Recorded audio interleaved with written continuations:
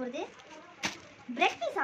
வாங்க வீடியோக்குள்ள போகலாம். எப்படி தெரியுதா, நான் நல்லா நறுக்கி வச்சிருக்கேன். வெங்காயம், கேப்சிகம், கார்ன் இது எல்லாத்தையும் அப்படி பொடி பொடியாக நறுக்கி வச்சிருக்கேன். கார்னை நான் ஒன்றும் பொடி பொடியாக தான் நறுக்கிறேன்.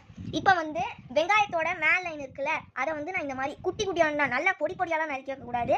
கேப்சிகமாக இந்த மாதிரி நீட்டாக ஃப்ரைட் ரைஸ் போடுவோம்ல அந்த மாதிரி இந்த மாதிரி வச்சுட்டு நான் சொல்கிற மாதிரி அது வந்து இந்த 3த்துலேயும் நான் வந்து உப்பை தூவி வச்சுருக்கேன். அது கூட சாட் மசாலா போட்டு நல்லா இந்த மாதிரி கலந்துக்கணும். கலந்து வச்சுக்கோங்க. இப்போ வந்து நம்ம வந்து தட்டை எடுத்து வச்சாச்சு.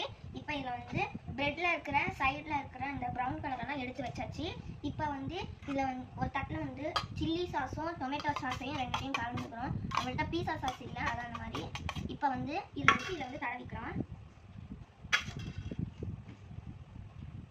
தடவி இதில் வந்து சீஸு இந்த மாதிரி உங்கள்கிட்ட பிளெயினாக இருந்தாலும் போட்டுக்கலாம், இல்லைனா மொசரிலா சீஸ்ன்னு எதோ சொல்லுவாங்க, அதை கூட நீங்கள் தூவிக்கலாம். இப்போ வந்து நான் என்ன பண்ணுறேன்னா இந்த சீஸை வந்து இதில் வந்து பாதியாக இதில் வந்து வைக்கிறேன். வச்சு இதில் நம்ம என்ன பண்ண போகிறோம்னா மேலே வந்து இந்த மாதிரி கார்னு ரெண்டுத்தையும் நம்ம கார்னு, கேப்சிகம், வெங்காயம் இதெல்லாம் வச்சுருந்தோம்ல, அதெல்லாம் லைட்டாக அப்படியே தூவிட்டு கேப்சிகம் வச்சுருந்தோம்ல அதை இதில் வச்சுட்டு வெங்காயம் இதில் வச்சுட்டு மேலே திருப்பியும் சீஸை அப்படியே சும்மா போட்டுக்கலாம். உங்கள்கிட்ட இருந்தால் சில்லி ஃப்ளெக்ஸும் ஆரிகானும் போட்டுக்கலாம். இந்த மாதிரி நான் எல்லாத்தையும் பண்ணி வச்சுக்கிறேன். அதான் நம்ம பண்ணியாச்சு. இப்போ வந்து தவாவில் வச்சு வறுக்க வேண்டியதான். எப்போவுமே தெரியல, நான் எப்போவுமே தொட்டு கும்பிட்டு தான் ஆரம்பிப்பேன். அப்போ தான் நல்லா வந்து சமையல் வரும். சரி, இப்போ வெற்றிகரமாக நம்ம வந்து ஆரம்பிச்சிடலாம்.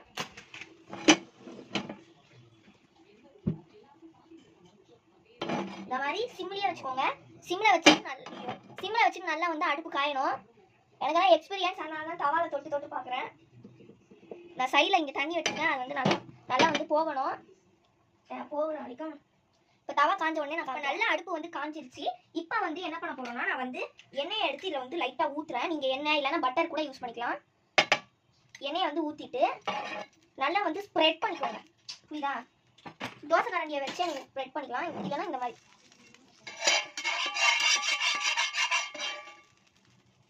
எல்லாரும் ஸ்ப்ரெட் பண்ணி வச்சத நம்மளோட பீஸாவை எடுத்து இதில் வைக்க வேண்டியதான். பார்த்து வைங்க, விழுந்துடும். சச்சா, இதே மாதிரி எல்லாத்தையும் வச்சிடலாம்.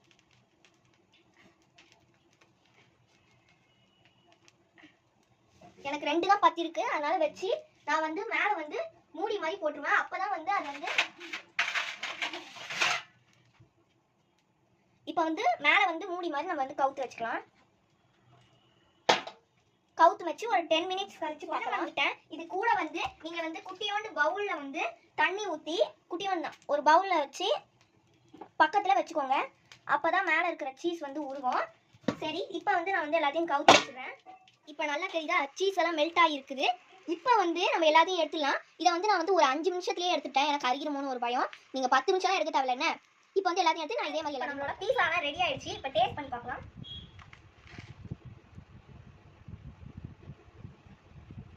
சூப்பராக இருக்குது. மெல்ட் சீஸ் சூப்பராக இருக்கும். உண்மையாக நீங்கள் ட்ரை பண்ணி பார்க்கலாம். சூப்பராக இருக்குது. லைக், ஷேர், சப்ஸ்கிரைப் பண்ணிட்டு பாய் பாய் பாய்.